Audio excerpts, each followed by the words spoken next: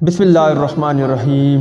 ایک استاد تھا، وہ اکثر اپنے شاگردوں سے کہا کرتا تھا کہ یہ دین بڑا قیمتی ہے۔ ایک روز ایک طالب علم کا جوتا پھٹ گیا۔ وہ موچی کے پاس گیا اور کہا میرا جوتا مرمت کر دو، اس کے بدلے میں تمہیں دین کا ایک مسئلہ بتاؤں گا۔ موچی نے کہا اپنا مسئلہ رکھ اپنے پاس، مجھے پیسے دے۔ طالب علم نے کہا میرے پاس پیسے تو نہیں ہے۔ موچی کسی صورت نہ مانا اور بغیر پیسوں کے جوتا مرمت نہ کیا۔ طالب علم اپنے استاد کے پاس گیا اور سارا واقعہ سنا کر کہا لوگوں کے نزدیک دین کی قیمت کچھ بھی نہیں۔ استاد بھی عقل مند تھے۔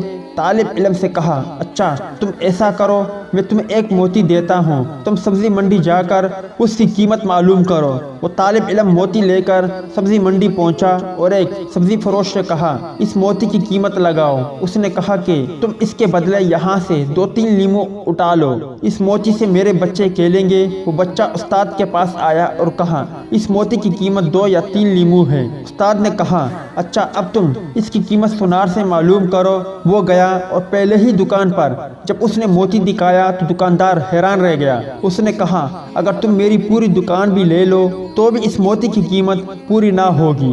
طالب علم نے اپنے استاد کے پاس آ کر ماجرا سنایا۔ استاد نے کہا بچے ہر چیز کی قیمت اس کی منڈی میں لگتی ہے، دین کی قیمت اللہ کی منڈی میں لگتی ہے۔ اس قیمت کو اہل علم ہی سمجھتے ہیں، جاہل کیا جانے دین کی قیمت کو۔